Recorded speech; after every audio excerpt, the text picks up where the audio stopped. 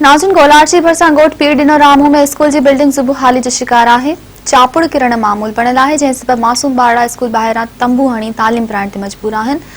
ॾिसूं था सरदार भट्टी जी ही रिपोर्ट।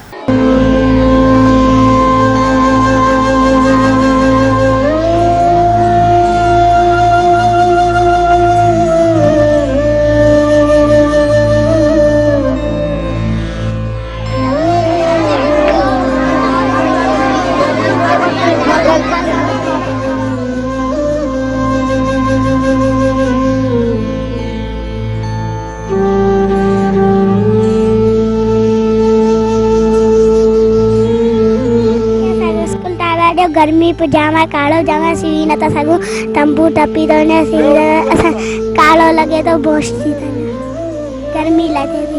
मेहरबानी करे हुकूमत के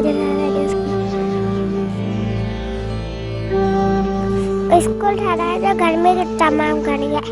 वो किरण शुरू थी विया आहिनि ऐं जेके कमरे जी हालत है वो तव्हांखे ॾेखारियां थो। तमाम खतरनाक सूरत हाल है।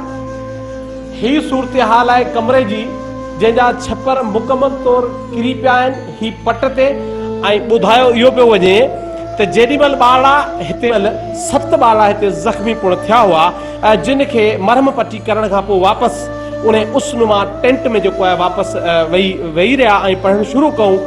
हुकूमत सिंध खां मुतालबो करियूं था त हिते त हिकिड़ो एलिमेंट्री स्कूल बि न आहे पसगरदाई में ऐं ॿियो हिकिड़ो ही प्राइमरी स्कूल है जेको ज़बून हालत है जिनजा छपरा केॾीमहिल बि किरी सघनि था ऐं ॿारड़ा उस में पढ़ण ते मजबूर आहिनि। वठण जो मुतालबो है त फौरी तौर ते हिन बिल्डिंग के रिपेयर करे ऐं हिन स्कूल के फंक्शनल कयो वञे त जीअं हिन क़ौम जो जेको मुस्तक़बिल है वो सुठे नमूने पंहिंजी तालीम पारे सघे। कैमरामैन हसनैन शेख सां गॾु सरदार भट्टी, मेहरान टीवी न्यूज़।